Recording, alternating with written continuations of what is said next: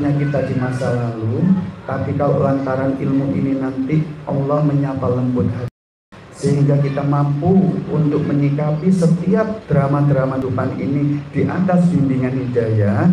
Maka ending dari pembelajaran kita hari ini, entah seberat apapun ujian yang mendera kehidupan kita, itu tidak akan lagi mampu untuk membuat jiwa ini terluka, untuk membuat hati ini terluka. Namun setiap episode yang mendera itu justru akan mampu untuk membuat kita terus bertumbuh menjadi sosok yang lebih kuat, lebih sabar, lebih tegar, lebih penyayang, dan juga lebih matang atau lebih dewasa. Terutama untuk kita yang hari ini diamanai Allah untuk mengemban momong keluarga, momong pasangan, momong anak-anak, momong umat ini. Kalau kita memiliki sikap yang tidak dewasa, itu nanti akan bikin setiap permasalahan yang kita hadapi carut marut, ngalor ngidul, ngulon ngetan, seakan gak ada titik solusinya, bulet mawon. Nah, untuk itulah hari ini ayo sejenak kita belajar tentang sebuah tema yang kita kemas dengan judul Jangan Lagi Kau Izinkan Hatimu Untuk Terluka. Nah, inilah yang nanti akan menjadi skill, kemampuan untuk menyikapi setiap problematika yang tidak akan lagi membuat jiwa kita tersakitin, tidak lagi membuat jiwa kita terluka. Justru lantaran masalah itulah kita melenting menjadi sosok yang lebih baik lagi. Nah, ini adalah ending dari permasalahan kita hari ini, ya. Jangan lagi kau izinkan hatimu untuk terluka. Karena ini merupakan paket skill yang nanti kita bahas ini nanti, mohon izin untuk sabar, karena ini ada dua sesi. Yang pertama, kita belajar untuk bagaimana membawa diri dalam menghadapi sebuah masalah. Saya berharap banget meskipun sedikit panjang, hari ini bisa tuntas. Karena nanti kalau ada satu poin yang kancret misalnya, ini nanti jadi angel untuk menyikapi masalah, harus tuntas diusahakan.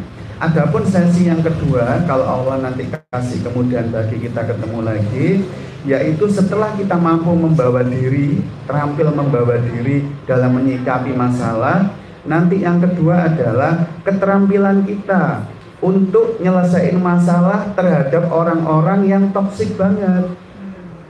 Entah kita ini kan diuji, nggak mungkin ya, kita kan belum menginjakkan kaki kanan kita di pintunya surga, di jannahnya Allah. Pasti di sini nanti kita akan diuji dengan kehadiran orang-orang yang toksik. Baik itu adalah pasangan kita, nanti bisa jadi yang toksik itu adalah anak-anak kita, teman-teman kita, guru kita, orang tua kita, siapapun nanti akan diuji dengan sikap-sikap yang seperti itu. Toksik itu artinya seseorang yang memiliki tutur kata, sikap, perilaku yang itu beracun. Toksik itu beracun, sehingga setiap kita kali dekat dengan dia, jiwa kita itu terluka, jiwa kita itu tersakiti. Nah, inilah yang akan kita bahas. Bisa menjadi pawangnya siapapun orang yang kita hadapi, setoksik apapun, kalau kita memiliki ilmu ini, terampil kita nanti enak. Nah, pun ayo kita mulai pembahasan kita sore ini dengan sebuah renungan awal gitu ya.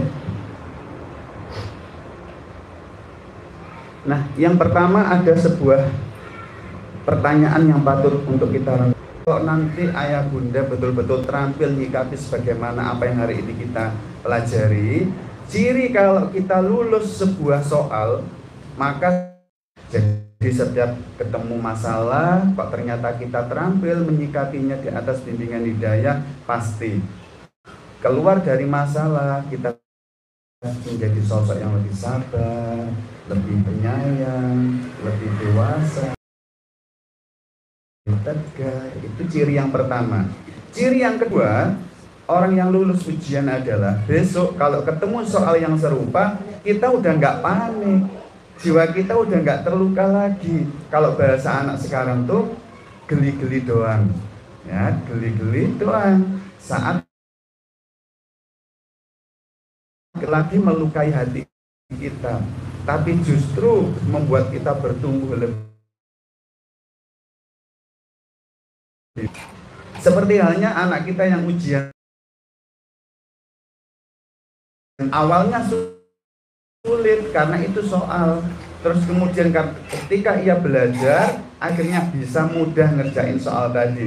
Nah ternyata besok lusa dia ketemu soal yang serupa, dia udah nggak panik. Kenapa? Dia sudah ngerti, dia sudah pernah lulus, ngerti cara ngerjakannya. Sehingga nanti kalau hari ini misalnya diuji, pasangan kita bertingkah sesuatu, anak kita memiliki kenakalan tertentu, terus dan akhirnya berhasil. Kapan-kapan adik berpola tingkah yang sama, kita nggak panik sama sekali, cuma geli-geli doang. Kenapa? Karena kita udah pernah berhasil bangkit dari masalah itu. Nah ini yang perlu kita perhatikan. Nah yang terakhir untuk renungan awal ini mohon diperhatikan banget. Apa bahayanya kalau kita tuh ngeyel banget setiap tapi ayo kita belajar sejenak merenung, jangan lumayan ini akhir-akhir ini agak bermuncul di dalam klinik recovery mental kami. Yang pertama, ayo kita merenung, adakah di anak-anak kita di dalam rumah tangga tuh yang sama kemarin hadir di dalam klinik kami udah gede seusia saya, ya. Nah ini tukaran tengkar hanya gara-gara datang ke tempat kami itu ada Pak D-nya, ada keluarganya, memberikan gambaran. Kita minta tolong Pak Ogi ditengahi anak-anak itu lo tukaran, meskipun tidak kalau nanti mendapati anak-anak kita itu mulai kecil sampai gede. Masalahnya adalah karena di masa lalu terluka. Tapi kasus yang saya itu ada yang namanya, kalau teman itu bilang ada hak itu ada, tinggal ngenget, kamu cetek sebentar, nanti ambil buburnya itu di Magic Jar. Kakak, delok ental adik, gara-gara awak muda aku gak sok bal-balan. Delok ental adik, gara-gara awak muda aku nggak bisa mainan sama teman-teman, nggak bisa layangan. Gara awak muda, Umi selalu marah-marah ke aku, nyuruh-nyuruh aku. Satu, jenengan sadar mboten? Inilah hak kesulungan kakak yang jenengan langgar, yang mulai anak terluka batinnya, benci kepada adik, gara-gara muda, gara-gara kamu ada, aku terus dijadikan Umi seperti ini. Dan yang lebih parah, nanti ketika pulang majelis taklim, dok, assalamualaikum, adik gimana kabarnya? Yang disapa siapa dulu? Adiknya yang masih kecil itu. Adik, ya Allah, Umi kangen, sini nak dipeluk, dicium. Setelah mengungkapkan itu, baru noleh ke kakak. Gimana kak? Tadi udah diinget ya kak, adik maknya. Tadi udah diajak mainan. Wah itu mainannya masih geledakan, kamu kok belum ngerapikan? Coba bayangin, kakak yang sudah berlelah letih gantiin tugas ibunya, abinya, pulang-pulang yang disapa adik dulu, kakak malah dilukai dengan ungkapan begitu. Ini salah fatal. Kalau nanti pulang, nah, assalamualaikum, waalaikumsalam, kakak, ya Allah, makasih ya nak. Artinya Umi sama adik itu tenang banget, ada kakak yang bisa bantuin jaga adik. Ya Allah, Umi mana sayang yang nggak bangga kalau punya kakak seperti ini. Sayang, makasih ya nak, barakallahu fikum. Nah setelah itu baru nyapa adik, dan nyapa adiknya pun untuk kakak. Adik terluka jiwanya, tetapi Ya Allah dek, gara-gara kamu dek Umi jadi sayang sekarang sama aku. Gara-gara kamu dek aku merasa berharga dek. Nah itu akan membuat kelekatan yang kuat sampai gede nanti. Aku kita diagnosa di dalam gudang jiwanya ada kalimat kurang lebih seperti ini. Ustadz, sebenarnya aku tuh masalah warisan ini aku sebenarnya nggak butuh Ustadz. Alhamdulillah Allah ngasih bisnis lancar. Tapi entah kenapa Ustadz, dari kecil aku tuh benci banget sama adikku. Nah, kalau adikku ke kanan, aku ingin ke kiri. Yang penting aku beda. Nah, ternyata rebutan tukaran eker-ekeran dari besar itu tuh penyebab dengan masa lalunya itu. Coba bayangin ayo. Hati-hati, inilah pentingnya materi kita hari ini. Jangan lagi kau izinkan hatimu terluka. Bahayanya di situ nanti. Yeah. Nah, ayo sekarang satu lagi saya munculkan contoh supaya kita ngelilir, sadar mulai sekarang dengan materi yang nanti kita pelajari. Kita tidak ingin memberikan kesempatan untuk masalah-masalah receh itu melukai jiwa kita. Pengaruhnya besar loh, nggih. Nah, satu lagi, ngapunten nggih, saya sebelumnya mohon maaf banget, tidak bermaksud apapun, tapi demi sebuah kebaikan saja semata-mata. Jadi gini, Pak. Jadi cewek seneng cewek gitu loh, Bu. Wadon seneng wadon. Apa biasanya jenengan ini merupakan sebuah penyimpangan besar dalam agama kita. Nanti kalau kita sudah bahas khusus dengan akan perkara ini. Sekarang renungkan baik-baik, camkan baik-baik supaya kita tepat dalam menaruh rasa benci kita itu. Perhatikan, setelah melakukan diagnosa yang cukup panjang, ternyata remaja putri ini yang usianya sudah usia kuliah dan memang sudah seharusnya fitrahnya menaruh cintanya. Kenapa cintanya bisa taruhnya salah? Kok wadon seneng wadon? Setelah dilakukan diagnosa mendetail, perhatikan. Remaja putri ini di masa lalu itu memiliki figur, memiliki memori yang salah tentang lagi. Juga melihat ditempeleng. Setiap hari dia melihat pertunjukan orang tua laki yang kasar seperti itu. Sehingga sampai pada suatu saat gudang jiwanya dipenuhi luka batin, melihat konsepsi rumah tangga seorang ayah yang muncullah sebuah mental block saat itu. Apa mental blocknya itu? Semua laki-laki itu sama jijiknya dengan ayahku. Isone cuma nyakitin doang. Nah, muncullah mental block seperti itu. Sampai akhirnya usiaku berdatang di mana fitrahnya seorang itu harus menaruh cintanya kepada lawan jenis. Ia nggak mampu, diblok oleh mentalnya. Sehingga ketika ia berusaha untuk mencintai temannya lagi, mentalnya ngeblok. Kamu jangan mencintai laki-laki.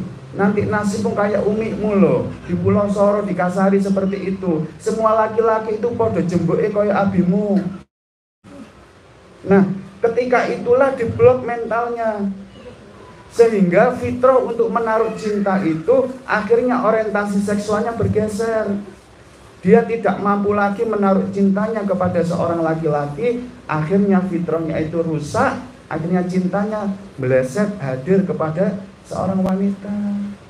Inilah awalnya terjadi wadon seneng wadon. Ada sebagian mencintai laki bisa, mencintai perempuan bisa. Ini yang sering menipu kita. Antara kita sudah berumah tangga, punya anak, tapi masih menyimpan orientasi. Ya sudah punya anak, tapi juga menyintai perempuan, menyintai temannya. Nah, hati-hati semuanya. Perkara ini kenapa? Gitu belum memahami ini, jenengan betul-betul mati-matian membenci orang seperti ini. Perhatikan, orang ini sakit. Yang perlu kita ingkari adalah perbuatannya yang telah menyimpang dari agama ini. Tapi pribadinya ini harus disayangi. Ini korban. Seandainya saya boleh melampiaskan amarah saya, yang supaya sembuh.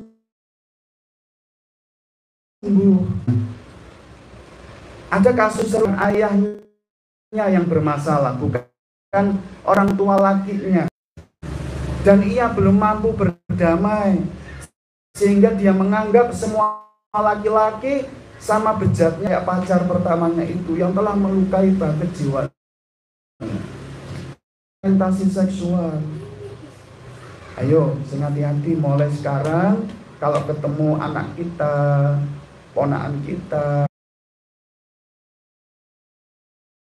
Ini mohon maaf ya, dia ingin mati remnya, dia pengen nyelatu aja. Dia kalau udah bencinya levelnya luar biasa.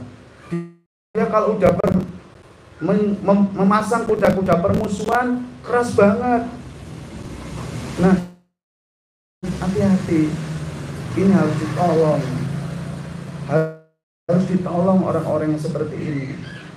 Orang-orang yang diamanai kebencian. Yang dibenci adalah penyimpangannya, pribadinya harus dipeluk, disayangi supaya nasa 'alaiha la tabdila li khalqillah. Nah, coba perhatikan kalem-kalem ayat kita renungkan. Di dalam ayat itu Allah mengingatkan sekaligus merintahkan kita begini.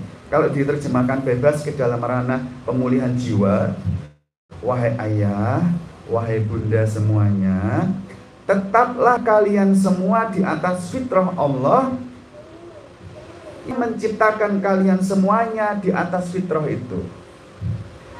Ingat, tidak akan pernah terjadi perubahan pada fitrah Allah tersebut.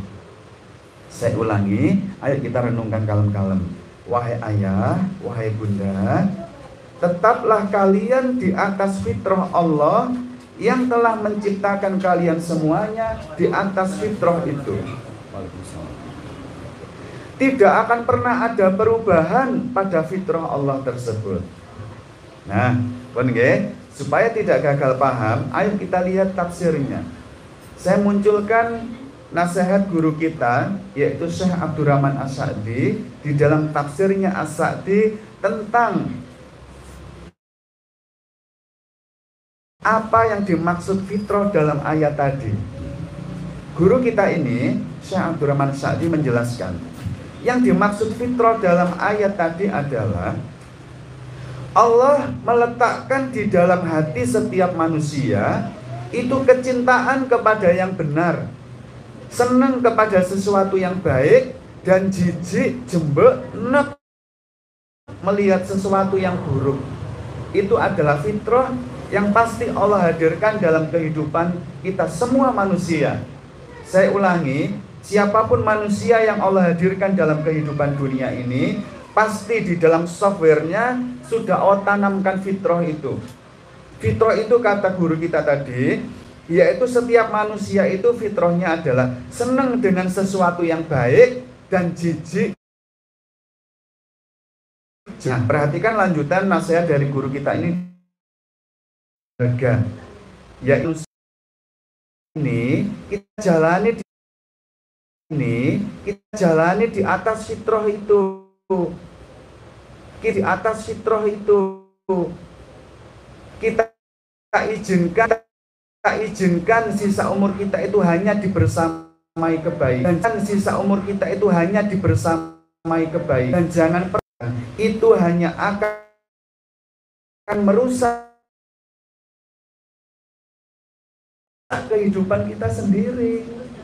Loh, masih ingat tadi cerita tadi? Kalau kita dulu pernah dilukai orang tua kita, pasangan kita, teman-teman kita, terus kita mengikhlaskan kebaikan, bagus. Kalau engkau memilih jalan, ingat Allah kasih qad aflaha man zakkaha wa qad, sungguh kata Allah, kalian betul-betul beruntung kalau kalian menyikapi hidup itu dengan kau selalu membersihkan jiwamu. Kau tidak pernah mengizinkan jiwamu dibersamai oleh recehan-recehan itu. Engkau tetap selalu mengizinkan hanya kebaikan yang mewarnai jiwamu. Dan Allah diajarkan selalu menyikapi hidup dengan belok kiri, mengizinkan setiap keburukan recehan motori jiwamu. Nah sekarang perhatikan deh, Allah sudah kasih kebebasan, terserah kamu belok kanan boleh, belok kiri boleh. Tapi ingat, kalau kepingin kau menjadi orang-orang yang beruntung, pilih belok kanan. Jangan sekali-kali engkau belok kiri dalam menyikapi setiap kehidupan, karena itu yang akan membuat kehidupanmu rugi. Nah, sampai kapan Ustadz kita harus selalu belok kanan? Perhatikan, ada di dalam Al-Quran surat Asy-Syu'ara. Surat Asy-Syu'ara itu surat yang 26, di ayat yang ke-88 dan 89. Ketika Allah mengingatkan kita, yauma la yanfa'u malun wala banun illa man atallaha biqalbin salim. Coba perhatikan. Allah mengingatkan, wahai ayah, wahai bunda, sing hati-hati lo yo, sing waspada. Akan datang kepadamu semuanya suatu hari, di mana ketika hari itu datang, harta-harta yang kau kumpulkan, anak-anak laki-laki yang selama ini kau bangga-banggakan, itu gak ada gunanya belas, gak ada gunanya sama sekali. Lalu apa ya Rob yang berguna ketika hari itu tiba? Yaitu yang berguna pada hari itu tiba, yaitu orang-orang yang ketika kembali menghadap Allah, membawa kembali menghadap Allah, sudah tidak ada lagi kesyirikan di dalamnya. Ayo, yang dimana pasang susu, ayo yang dicopot burukan. Dan aku hanya ikhlaskan diriku dibersamai oleh kebaikan. Nah nanti kalau saya pribadi Bu, hampir setiap hari, karena tiap hari kan di rumah itu banyak banget pasien, tamu yang mengeluh untuk permasalahan rumah tangga, permasalahan anak-anak, sehingga buat hati itu kalau tidak saya rawat itu capek. Karuan kalau dok, assalamualaikum, waalaikumsalam. Loh, ada apa bunda? Ini Ustadz, ini aku punya apel, punya jeruk, itu seneng banget gitu dia. Lah tapi kalau dok, assalamualaikum, waalaikumsalam. Wonten napa Bu? Apa yang bisa kami bantu? Ustadz, bojoku tuh ini ya Allah bendewi enten niku iso ping 3, ping 4, ping 7. Kalau hati nggak dijaga kebersihannya muangkel ngeten niku. Nggih iso trauma nek wonten dokter niku iso trauma. Ojo dibuka ngeten niku. Nah, salah satu cara yang saya lakukan untuk merawat hati itu setiap mau itu mau melakukan ini, masya Allah indah banget gitu ya. Saya selalu menyentuhkan tangan kanan saya ke hati saya yang capek ini ya. Kalau nggak gitu, nah luka terus hati saya itu. Nah, untuk memulihkannya, saya selalu menasihati diri sendiri setiap kali mau tidur itu. Izinkan untuk lukai hatiku, karena aku terlalu lukai hatiku, karena aku terlalu bermasalahan itu terbimbing di atas jalan hidayah. Nah, Bun, coba sekarang, ayo kita lihat. Ada di dalam Al-Quran surat Al-Furqan. Itu ingin saya, apa sih tabiatnya kehidupan?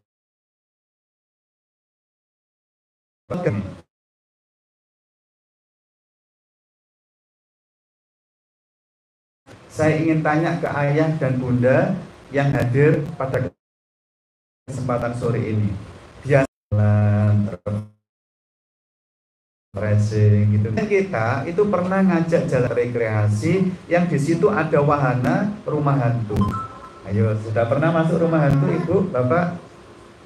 Sampun. Nah, kurang lebih kan begini.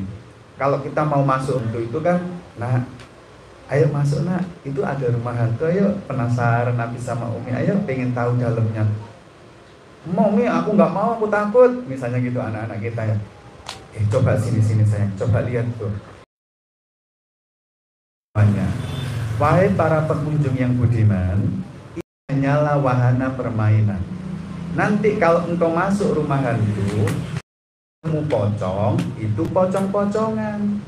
Kalau ketemu tengkorak, itu pun tengkorak-tengkorakan. Maka jangan ayah bunda takut, nikmati wahana ini sebagai hiburan, dan please banget kata panitia, jangan sampai merusak properti perusahaan. Misalnya jenengan takut tengkorak dicoba kok dibanting, oh ya bangkrut mungkin rumah hantu nih ya, mungkin ono kafan kliwer ditawarik duwek-uwek ngeten ya, dia bangkrut. Nah, akhirnya setelah membaca tabiat rumah hantu, gimana nak? Itu cuma mainan. Ayo berani enggak? Jauh sini, ayo. Aku penasaran juga. Enggak lah. Akhirnya Abi sama Umi beli tiket, beli karcis, masuklah rumah hantu. Enggak takut? Enggak takut? Karena ibu paham pengumuman tabiatnya rumah hantu tadi. Malah sama anak ketika wah kaget begitu, anaknya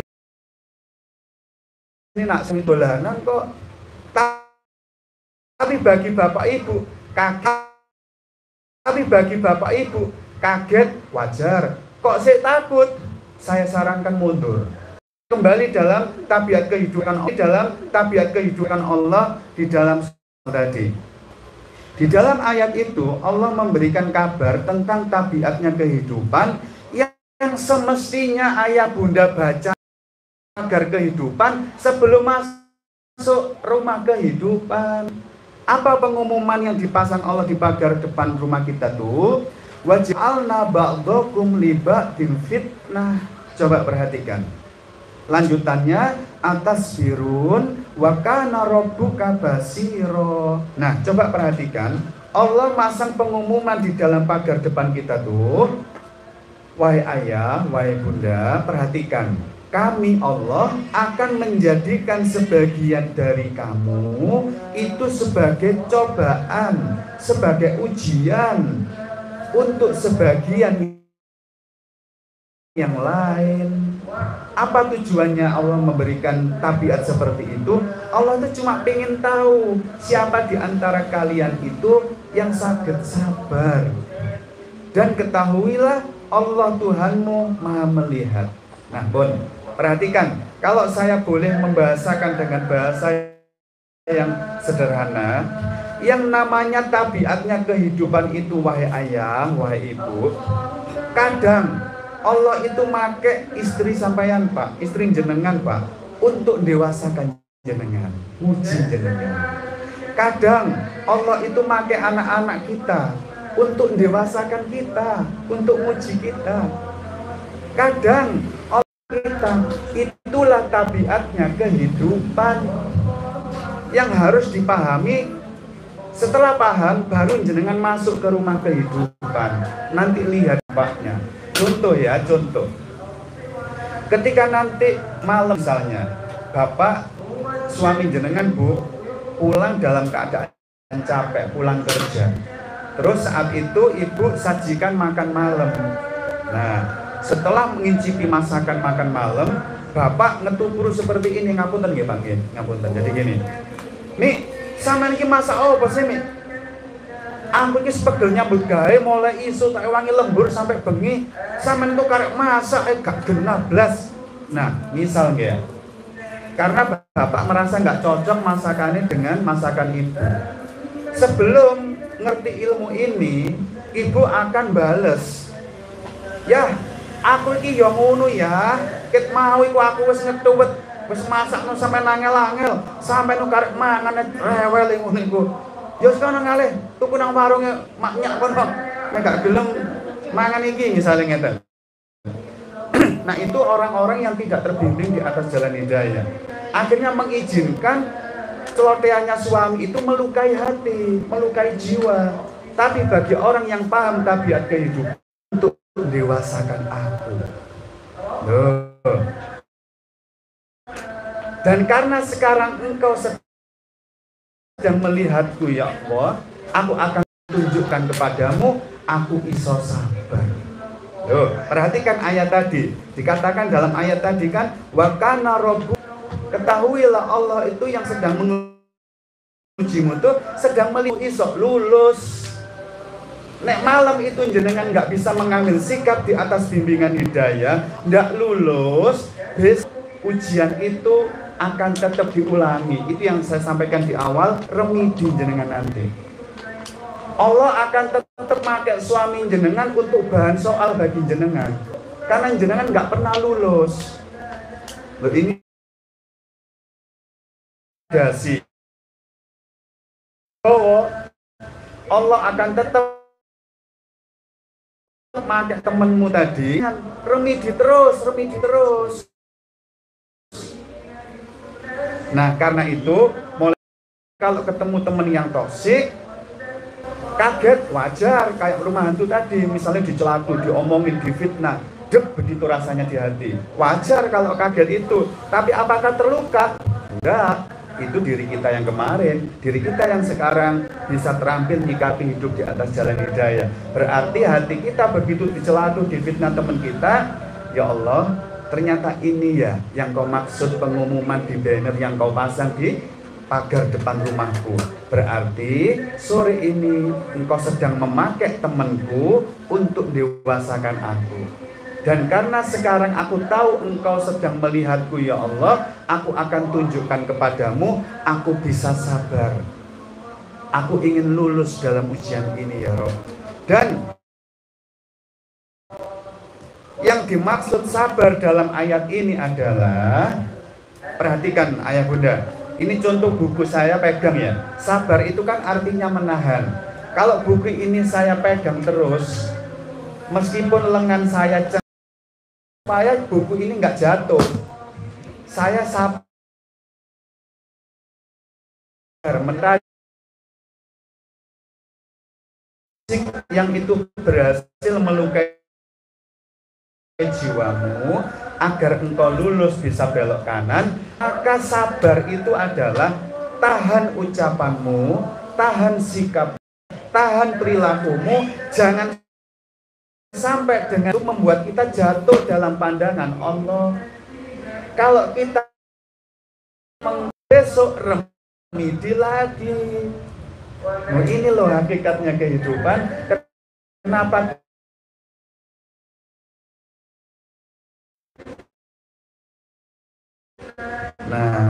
kalem supaya tidak gagal. Perhatikan tabiat kehidupan yang kedua. Ada di ujian atau derita hidup itu Allah hadirkan.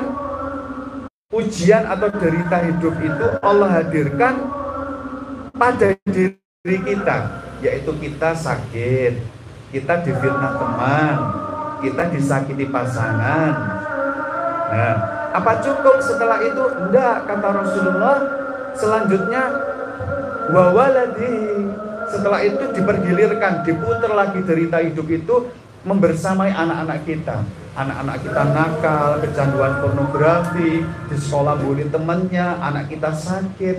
Nah, apa cukup setelah itu? Boten. Rasulullah melanjutkan, setelah itu akan dipergilirkan lagi wa malihi. Allah hadirkan derita hidup itu membersamai harta kita. Genteng bocor, aki tekor, dompet kecopetan, bisnis bangkrut, utang teman nggak dibayar-bayar, membersamai harta kita.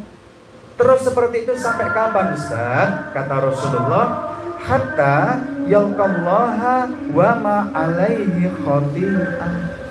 Semua itu akan terus dipergilirkan ujian demi ujian, kadang menghampiri diri kita, anak kita, harta kita. Kata Rasulullah, sampai engkau bertemu dengan Tuhanmu dalam keadaan engkau tidak membawa dosa sedikit pun. Ini tabiatnya kehidupan. Dari sinilah teman-teman psikolog itu memberikan sebuah kaidah.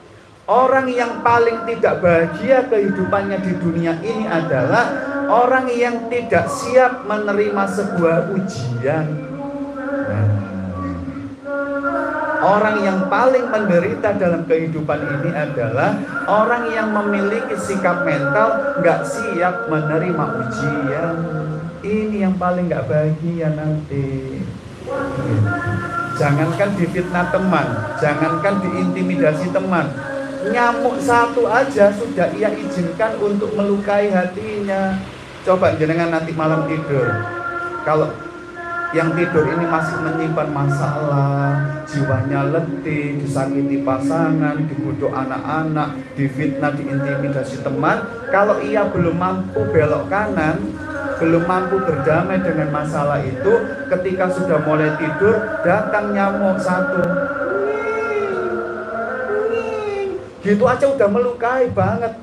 Rame aja sih kamu itu, gemes nggak? Nyamuknya dicelok watu, terus dicelok boleh gak kena mundut semprotan. Walah, nyamuk satu loh udah jadi merampas kebahagiaannya. Ini ciri-ciri orang yang jiwanya letih akibat gak mampu belok kanan nyikapi kehidupan. Coba kalau orang itu bahagia banget, ketika ada nyamuk satu itu pikirannya, ya Allah, kamu cari nafkah ya untuk anak-anakmu ya. Ini jempolnya ini malah dikekno ini. Cakotan ini udah ngalih loh ya, udah ngalih, ngeten. Bahagia banget. Begitu juga goreng lele mujaher, cokot setunggal kali kucing. Kalau orang yang jiwanya capek, letih, itu pasti dikejar-kejar sampai sapu sampai gang sebelah ya.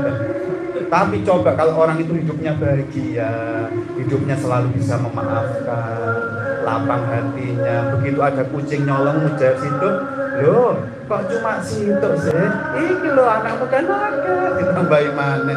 Ya Allah, orang itu kalau hatinya selalu belok kanan, bahagia itu boten cuma bojone sing seneng, kucing nyamuk itu lo seneng, kerasan teng dalem jenengan Bu. Ya Allah. Nah, ayo latihan ya. Sekarang perhatikan, sebelum kita jeda maghrib, perhatikan buah yang didapat ketika seorang ayah dan seorang bunda mampu memahami tabiat kehidupan ini. Perhatikan, ini buah yang indah. Jenengan setelah ini gak akan ada siapapun, setoksik apapun dia, gak akan mampu merampas kebahagiaan itu. Apa itu? Ketika diuji dengan teman yang toksik, pasangan yang toksik, atau siapapun, setelah paham tabiatnya kehidupan, dalam hati itu ada keyakinan seperti ini. Ya Allah, saat ini aku sedang menghadapi jatah ujianku, soal ujianku. Karena itu ya Allah, karena Engkau ingin dengan ujian ini agar aku bertumbuh menjadi orang yang gede, yang dewasa, maka aku harus lulus. Aku ingin naik kelas ya Allah. Aku gak kepingin remedi terus. Karena itu ya Allah, perhatikan, aku memilih untuk fokus ngerjain soalnya aja. Aku gak kepingin mau lagi capek mikirin dia yang melukai jiwa kita itu. Perhatikan kalimat terakhirnya. Karena tidak lewat dia pun ya Allah, pasti akan lewat orang lainnya. Kenapa? Karena itu memang sudah jadi jatah soal yang harus aku kerjakan. Ini loh yang membuat orang mukmin itu dewasa dalam menyikapi kehidupan. Saya ulangi lagi, karena tidak lewat dia pun akan lewat orang lain. Kenapa? Karena itu sudah menjadi jatah soal yang harus kita kerjain. Makanya fokuslah pada soalnya, jangan fokus pada aktor yang dipakai Allah untuk dewasakan kita lulus dengan nanti. Saya kasih perumpamaan. Anak kelas 4 SD mau naik ke kelas 5 SD, pasti ada tahapan ujian supaya naik kelas. Qadarullah, hari itu yang harusnya wali kelas yang ngasih soal ujian, harusnya wali kelasnya nih. Wali kelas itu repot, nggak bisa masuk karena ada kerepotan. Akhirnya yang bagi soal itu adalah kepala sekolahnya. Qadarullah ada panggilan meeting mendadak, kepala sekolah nggak bisa membagikan soal. Akhirnya yang bagi soal adalah security. Karena security pas ada tamu, akhirnya nggak sempat. Akhirnya soal itu dibagikan oleh tukang kebunnya. Pertanyaan saya, kalau anak SD 4 mau naik ke kelas 5 ini, fokusnya diganggu setan, fokusnya diarahkan pada aktor yang bagi soal. Enggak mau, aku pokoknya mau ngerjain soal kalau dibagi wali kelas. Dia repot ngurusi aktor yang bagi soal, nggak lulus-lulus dia. Waktunya habis, soal nggak bisa dikerjain. Coba kalau dia fokusnya, oke, sini, terserah mau wali kelas, mau kepala sekolah, mau tukang kebun, mau security, mana soalnya. Dia nggak fokus kepada siapa yang bagi soal, tapi dia fokus pada soalnya. Dia akan punya cukup waktu, nggak capek dibodoh aktornya, lulus bisa ngerjain soal dengan cara belok kanan. Perhatikan, besok karena dia lulus nggak ada remedi, dia naik kelas, bertumbuh dewasa menjadi kelas 5. Nah, ini loh hikmahnya. Kenapa ada anak kelas 4 remedi terus? Karena ia gagal ngerjain soalnya. Fokus mikirin kepala sekolahnya, tukang kebunnya, security-nya, capek hatinya. Nah, inilah hikmah dari pemahaman kaidah kehidupan. Fokuslah untuk ngerjain soalnya. Jangan capekkan dirimu mikirin aktor yang selalu melukai. Dia hanya sosok yang dipakai Allah nganterin soal. Setan memberikan bisikan-bisikan agar ayah bunda fokus pada orangnya. Akhirnya lupa nggak ngerjain soal dengan baik. Perhatikan kalimatnya, saya ulangi. Karena tidak lewat dia pun pasti akan lewat yang lainnya. Kenapa? Karena itu sudah memang menjadi jatah soal yang harus kau kerjakan, wahai ayah, wahai bunda. Nah, alhamdulillah, kalau nanti kita jeda maghrib dulu, setelahnya tadi saya nyuwun izin di awal nggih, usahakan ini tuntas supaya nanti kita terampil. Enak banget kalau jenengan nanti nyikapi kehidupan dalam berumah tangga, saat anak-anak, interaksi sama teman-teman, nggak capek. Karena kita selama ini capek, setan telah memberikan was-was untuk kita fokus pada aktor yang dipakai Allah. Di saat itu kita udah capek, nggak sempat ngerjain soalnya, ya? Karena tidak lewat dia pun pasti akan lewat yang lain. Kalau tidak lewat wali kelas, soal itu tetap datang lewat kepala sekolah. Kalau tidak lewat kepala sekolah, pasti soal tetap datang lewat security. Kenapa? Itu soal memang sudah menjadi jatah yang harus kita kerjakan. Karena itu segera selesaiin soal kehidupan kita, luluslah dengan belok kanan. Ingat, besok nggak ada remedi. Nanti ganti, karena sudah kelas 5, lebih dewasa, soalnya beda lagi, lebih berkelas lagi. Nah, itulah hikmah di awal. Harusnya permasalahan hidup tidak melukai hati kita, tapi membuat kita bertumbuh. Sementara kita jeda dulu, insya Allah nanti kita lanjutkan setelah sholat itu. Kita tutup.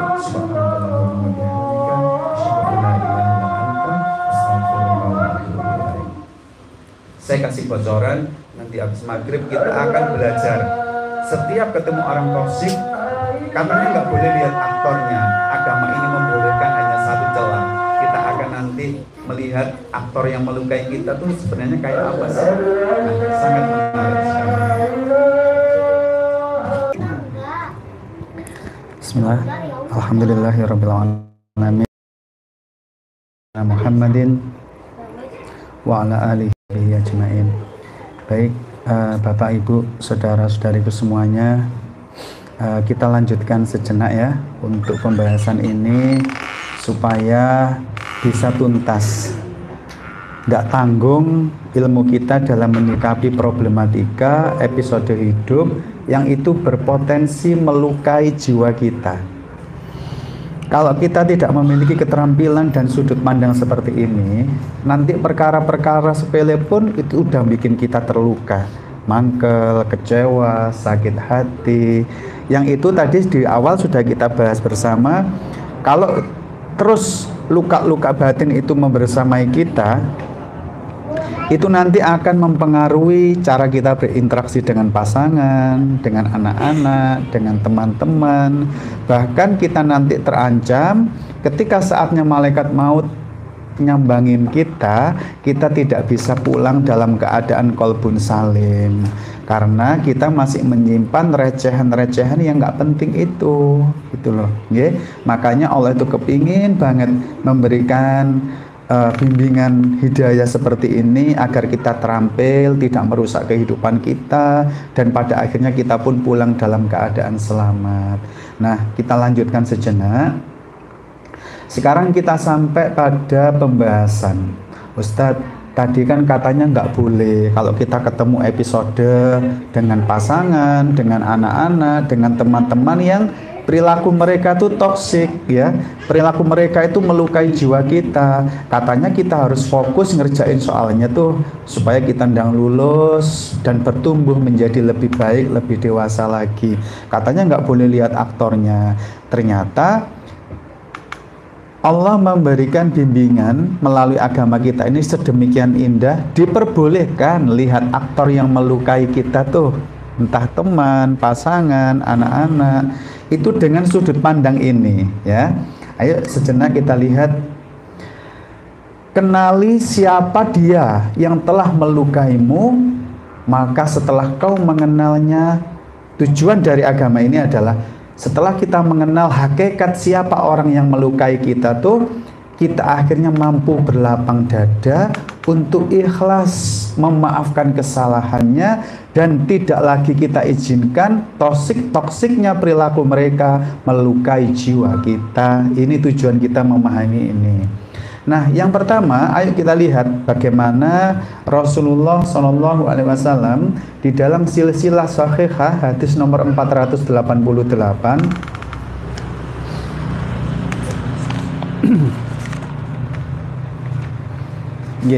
Di dalam hadis tersebut, ini kalau cukup panjang ya sebenarnya, saya bacakan kesimpulannya aja.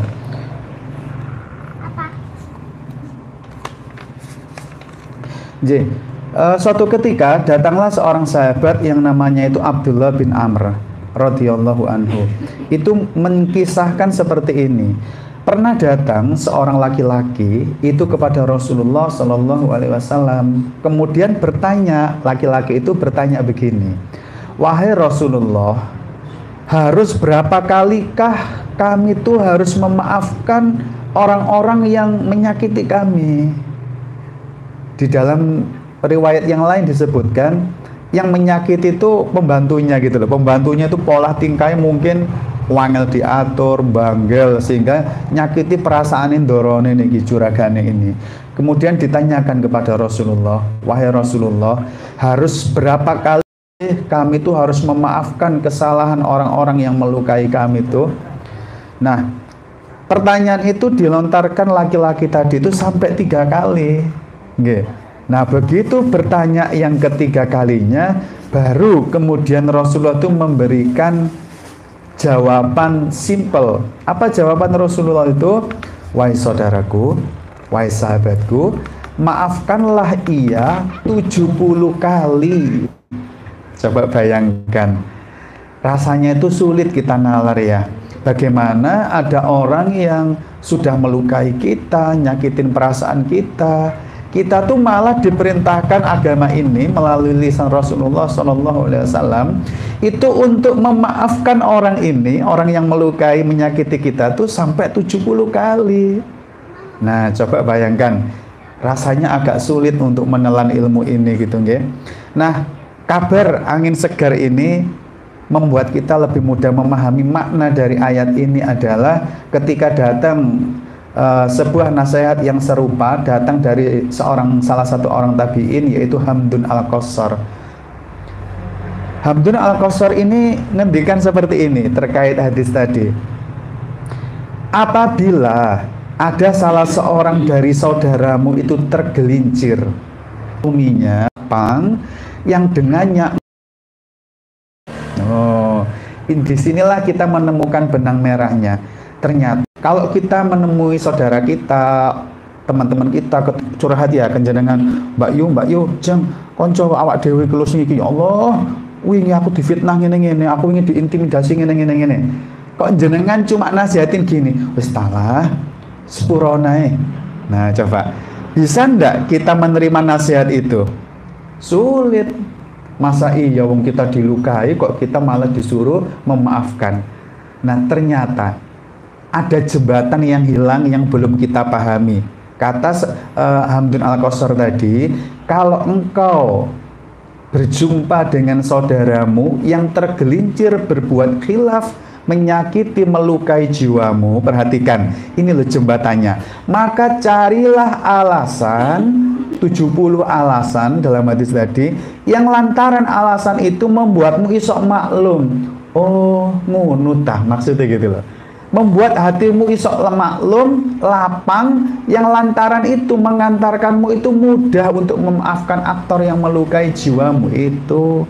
Nah ini, jadi mulai sekarang ketika ayah dan bunda itu berinteraksi dengan pasangan, teman, anak, siapapun, kok ternyata ia melukai jiwa kita omongannya, sikapnya, perilakunya, maka tugas kita sebelum ngeh saged memaafkan, carilah sebanyak mungkin alasan yang dengan alasan itu engkau lapang hatinya, isok maklum, oh ternyata ngono tah, ya wis tak sepurone ae. Nah ini sebenarnya tuntunan syariat ini. Nah agama memerintahkan carilah 70 alasan. Sekarang di kesempatan yang pendek ini saya hanya akan membagikan satu alasan. Agama memerintahkan cari 70 alasan.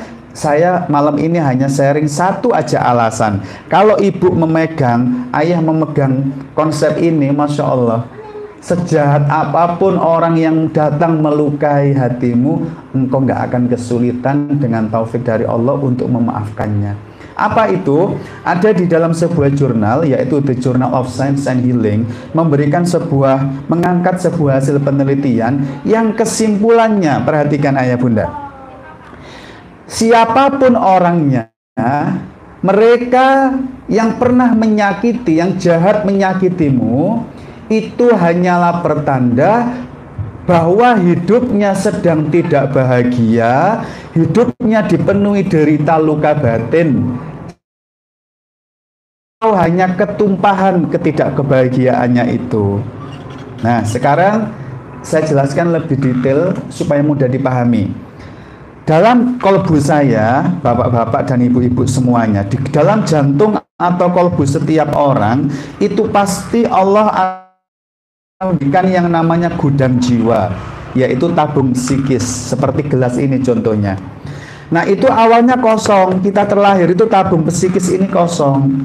Nah tabung ini, gudang jiwa ini Allah ciptakan untuk menampung setiap luka batin yang kita alami dalam hidup ini.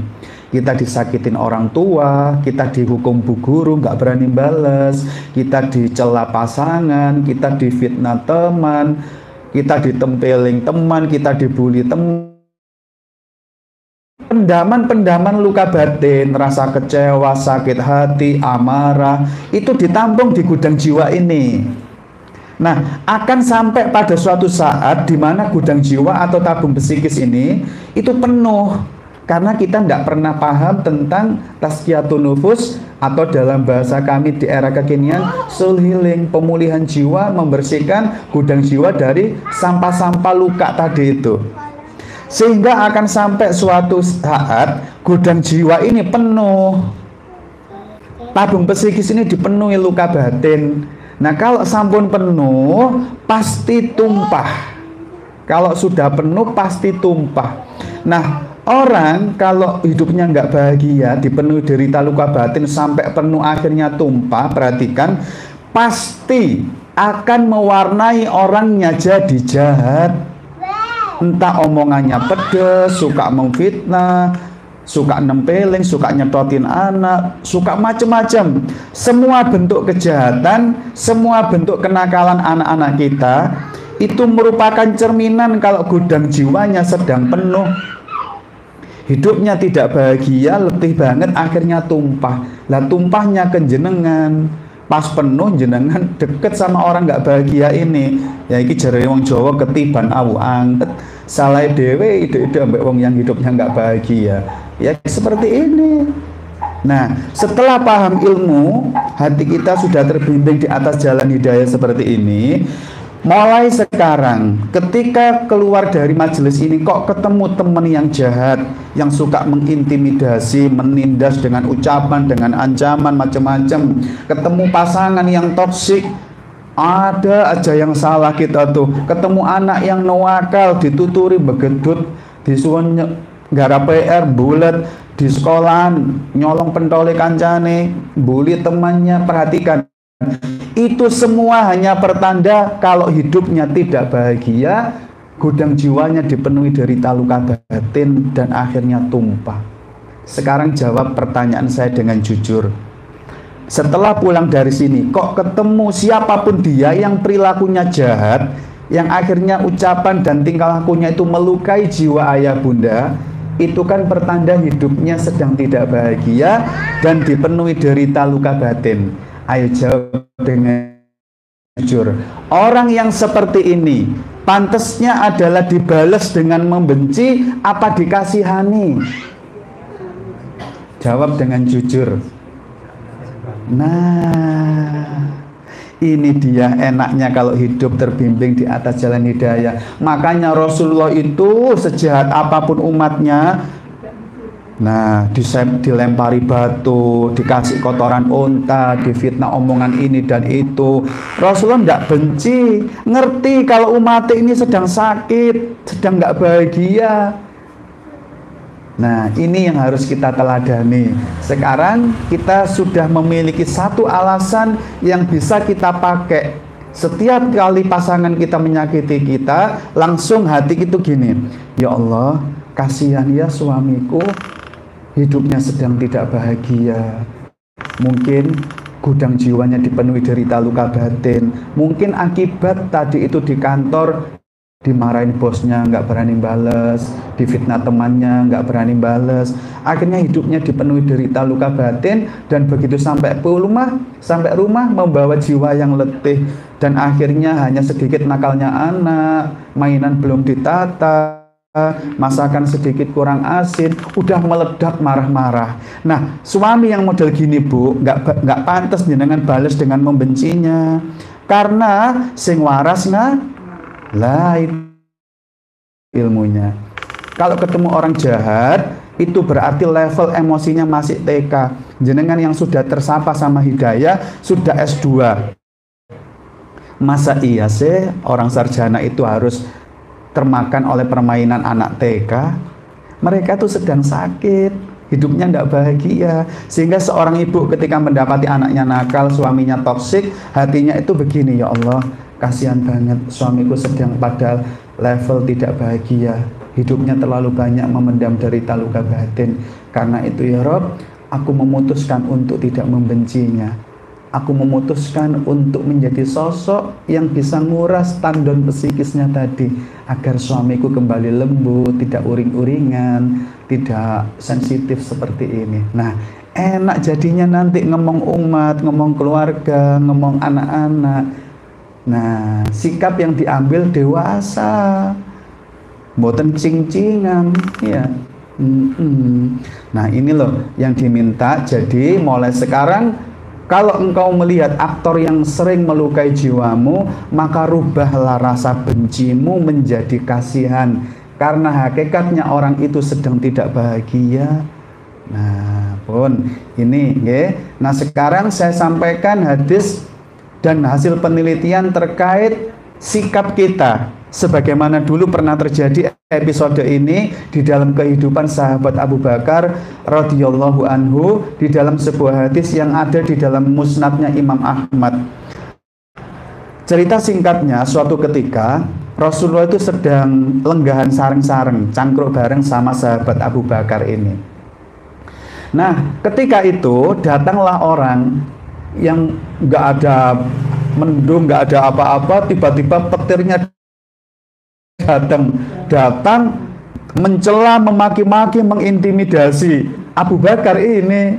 Nah, ketika diintimidasi seperti itu, sahabat Abu Bakar tuh diam aja. Melihat sikap Abu Bakar diam, Rasulullah itu tersenyum. Nah, kemudian orang ini memaki-maki lagi, mengintimidasi lagi, mengata-ngatain lagi, kamu begini dan begitu. Untuk yang kedua kalinya sahabat Abu Bakar tersenyum, diam. Melihat diamnya Abu Bakar, Rasulullah kembali tersenyum. Baru yang ketiga, ketika orang ini tetap nerwocos mawon, nek bahasa sekarang mungkin WA gitu ya, WA welek-welek ngeten itu macam-macam ya. Nah, mungkin sebagai manusia sahabat Abu Bakar ini gak sabar gitu nggak. Yang ketiga, berdirilah Abu Bakar balas ucapannya. Melihat tingkah Abu Bakar seperti ini, Rasulullah yang tadi senyum di sampingnya berdiri meninggalkan Abu Bakar. Melihat kejadian aneh ini, sahabat Abu Bakar bingung, kemudian berlari nututi Rasulullah, kemudian tanya, "Ya Rasulullah, aku tadi dimaki-maki, aku diam, engkau tersenyum. Giliran aku berdiri bales omongannya, engkau malah pergi meninggalkanku. Apa yang sebenarnya terjadi ya Rasulullah?" Kemudian di dalam Musnad Imam Ahmad itu disebutkan, kalau bahasa kasar kita, bahasa preman kita gitu ya, "Wahai Abu Bakar, ketika tadi engkau dimaki-maki, diintimidasi dengan ucapan dan engkau diam saja, itu aku melihat malaikat satu persatu membersamaimu dan membalaskan ungkapan-ungkapan jeleknya. Demikian yang kedua, malaikat pun tetap berdatangan karena engkau sabar, dia memaafkannya. Akhirnya malaikat itu tambah banyak banget merubuti kamu, membalaskan ucapan yang setimpal ke orang itu. Namun ketika engkau memilih sikap untuk berdiri dan balas ucapan orang toksik tadi, maka malaikat yang tadi banyak merubuti kamu, mereka pergi meninggalkanmu wahai Abu Bakar. Dan aku melihat setelah malaikat pergi meninggalkanmu, setan yang datang membersamaimu. Dan ketahuilah wahai Abu Bakar, aku tidak pernah rela bermajelis dengan setan, maka aku pergi meninggalkanmu." Di dalam riwayat yang lain disebutkan, tadi saat engkau sabar dan ikhlas memaafkannya, maka keburukan-keburukanmu dipindah kepada orang yang toksik melukaimu tadi. Dan kebaikan orang yang toksik itu dipindahkan dalam kehidupanmu. Nah, setelah itu perhatikan ayah bunda semuanya, ini saya dapatkan dari sebuah penelitian, sebentar supaya nanti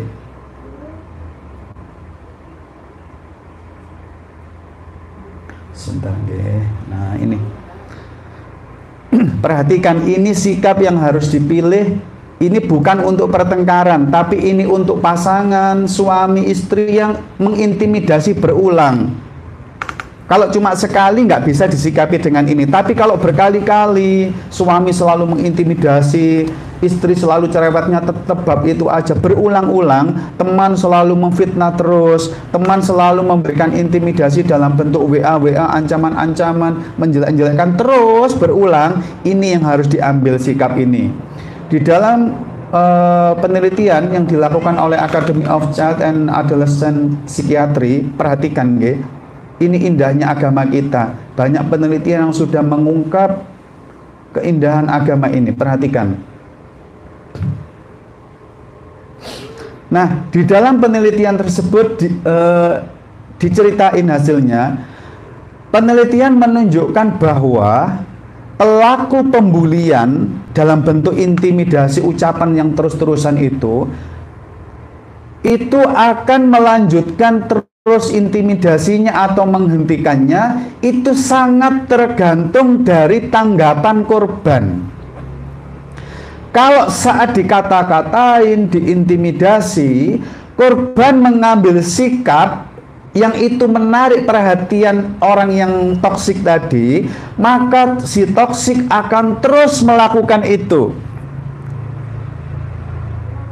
Namun jika korban mengambil sikap yang bikin pelakunya itu nggak enak banget nih bully orang ini gitu ya, maksudnya itu cuek kayak Abu Bakar tadi, maka seketika itu juga pelaku pembulian akan menghentikan intimidasinya.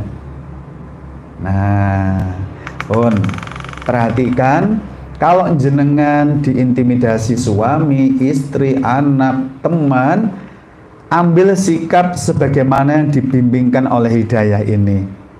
Cuek, jangan ambil hati. Kalau jenengan bersikap bales WA-nya dengan yang membuat mereka itu puas, maksudnya gini, kalau orang moring-moring cuma sekali itu wajar, itu hanya sakit, pengen marah, capek gitu aja. Tapi kalau ini mengintimidasi berulang, WA mengintimidasi, fitnah dan macam-macam, sebenarnya dia itu sakit hati sama kita, bukan sedang bermasalah, enggak. Dia itu seneng banget melihat kita merasa tersakitin. Nah, kalau jenengan bersikap yang menunjukkan jenengan itu sakit hati, tambah seneng. Akhirnya orangnya kepingin terus membuli jenengan, terus mengintimidasi jenengan. Nah, ini masalah jenengan. Kalau melakukan sikap yang tidak terbimbing di atas jalan hidayah, malah rumit, nggak selesai-selesai. Gitu nggak? Nah, contohnya gini, kalau orang marah cuma sekali karena memang ada masalah, itu cuma sekali dan memang ada masalah. Contoh, suami punya masalah dengan darah tinggi, jenengan masak keliru ngambil sehingga kasinan, marah. Mi sama itu loh, masak sing temen mbok wis ngerti bojone iku tensine 170 masak koyo ngene iki lho. Nah, itu murni masak karena ada masalah kasinan. Tetapi kalau setiap hari nggak ada masalah, dia mengintimidasi seorang istri, misalnya noto guling nggak rapi dikit muring-muring, nanti anak nggak bisa murojaah muring-muring, nanti masa nggak kena muring-muring. Nah, itu berarti bukan karena ada masalah. Seorang suami memang sedang benci banget sama istrinya, sehingga semua tampak salah. Nah, ini loh yang disikapi. Bedakan antara dua hal tadi.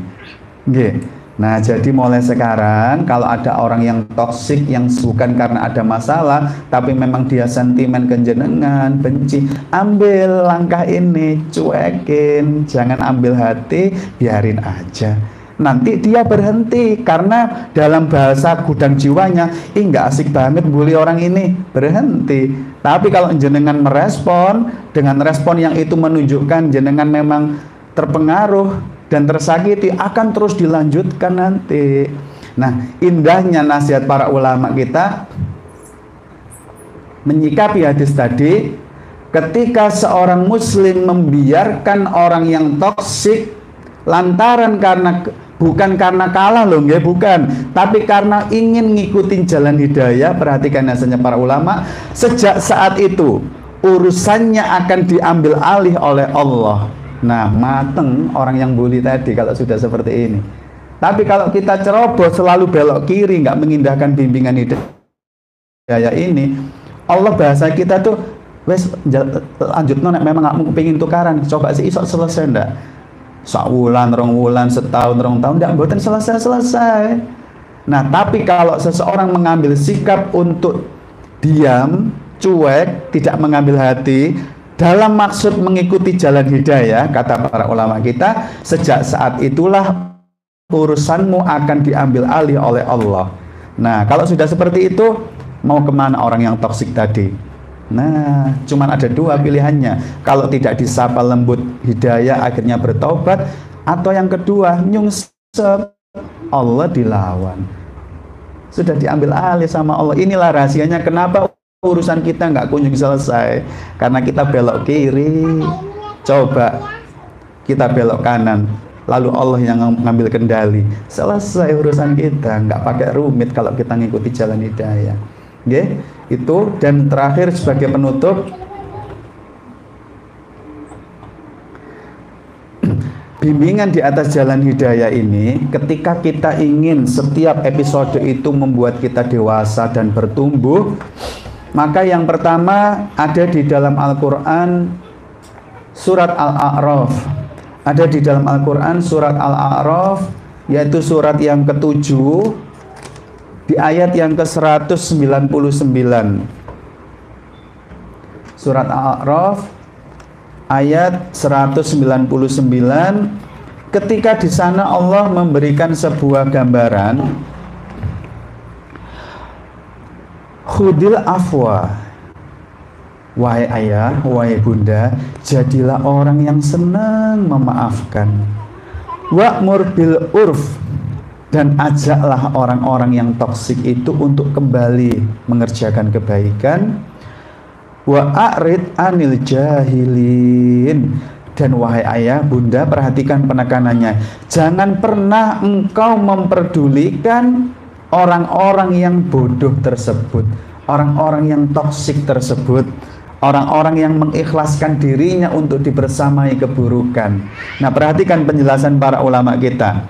Setiap orang yang sudah memasuki dunia interaksi dengan sesama, maka setiap waktu dan tempat harus siap untuk senang memaafkan orang lain dan mengajak untuk kembali melakukan kebaikan. Dan perhatikan penekanan ini kata para ulama kita, dan jangan pernah merasa terganggu dengan tindakan orang-orang toksik itu. Dan perhatikan apresiasi yang diberikan para ulama kita. Yang paling utama, kapan? Ketika panjenengan semuanya merasa itu semua adalah recehan yang tidak pantas, merusak kebahagiaan orang yang berharga, sehingga jenengan tidak mengizinkan semua itu mengganggu kehidupan jenengan. Itu kebaikan yang utama. Nah, di dalam penelitian disebutkan ciri kalau seseorang itu terganggu oleh sifat toksik adalah satu, ada salah satu di antara 4 ini. Orangnya jadi cemas. Ya Allah, kok aku ya apa nek di WA mana mbek wong iku. Nah, ini udah cemas. Itu berarti jenengan sudah mengizinkan recehan toksik itu merusak kebahagiaan jenengan. Wah, kok ya apa iki aku di WA mana? Kok ya apa aku nek mulai diseneni bojoku mana? Nah, ini pertanda jenengan masih mengizinkan semua receh itu mengganggu kehidupan jenengan. Yang kedua, overthinking.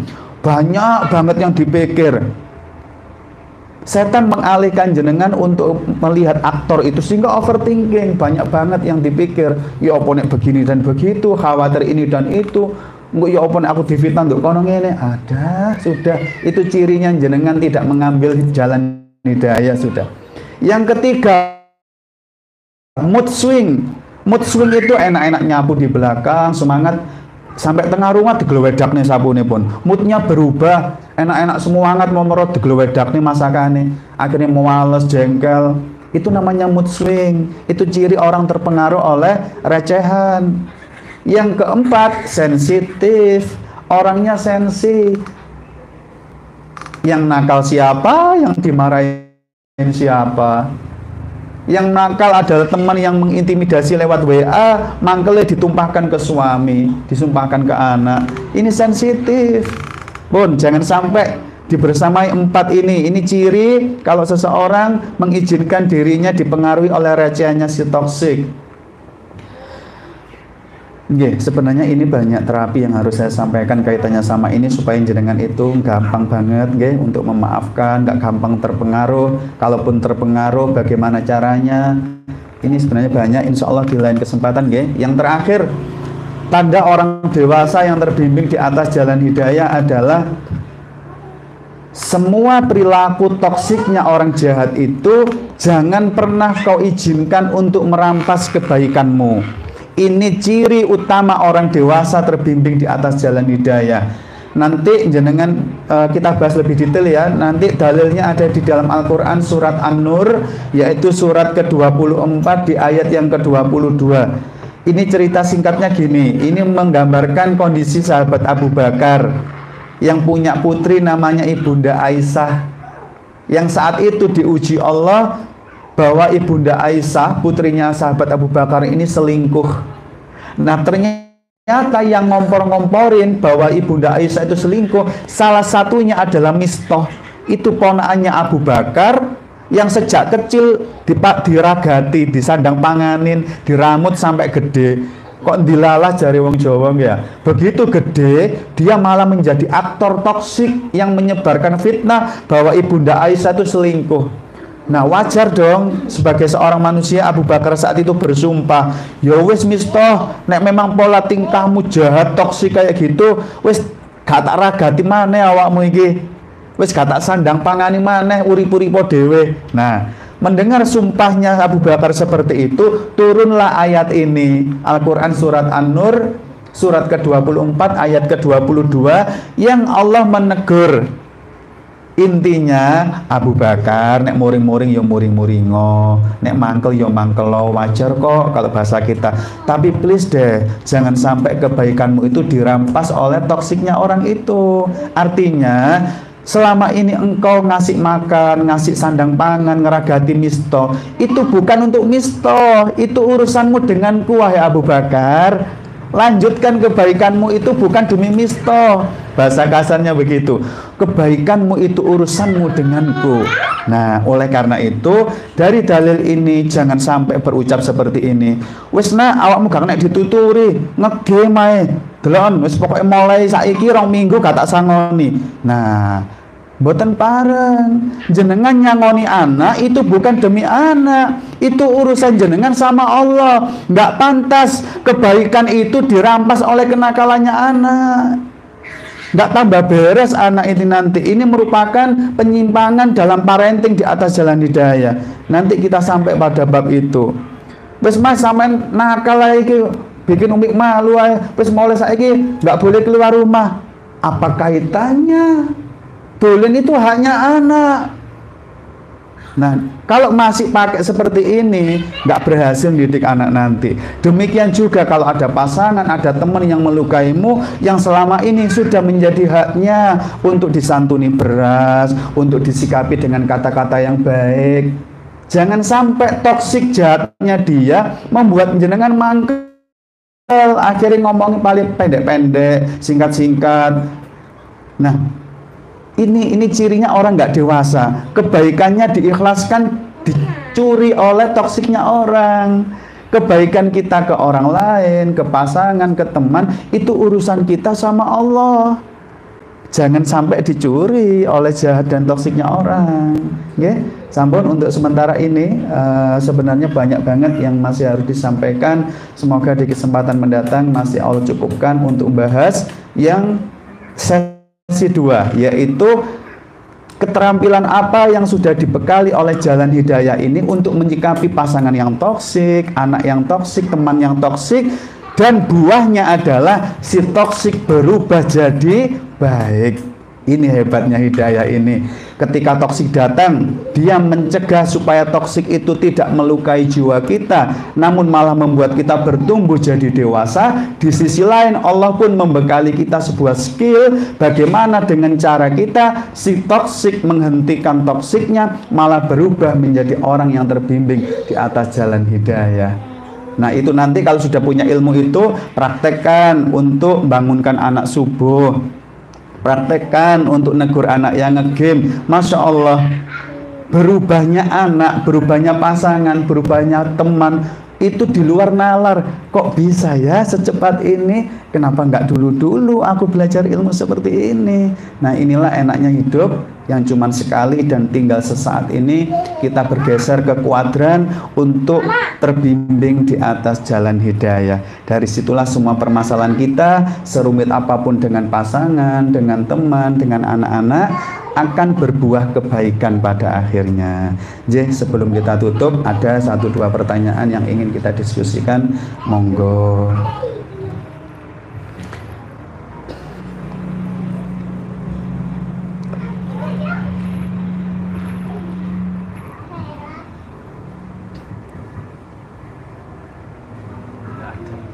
Nggak ada. Buatan wonten. Semoga kalau memang tidak ada pertanyaan. Oh, ada. Nggih sampun, monggo monggo.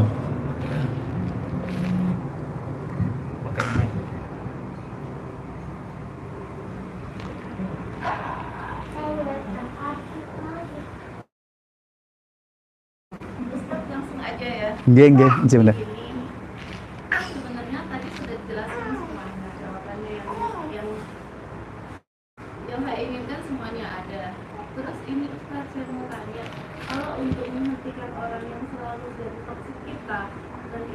Berlangsung hampir 1 tahun, apakah kita boleh langsung kayak mengikat persahabatan kita sama orang tersebut gitu?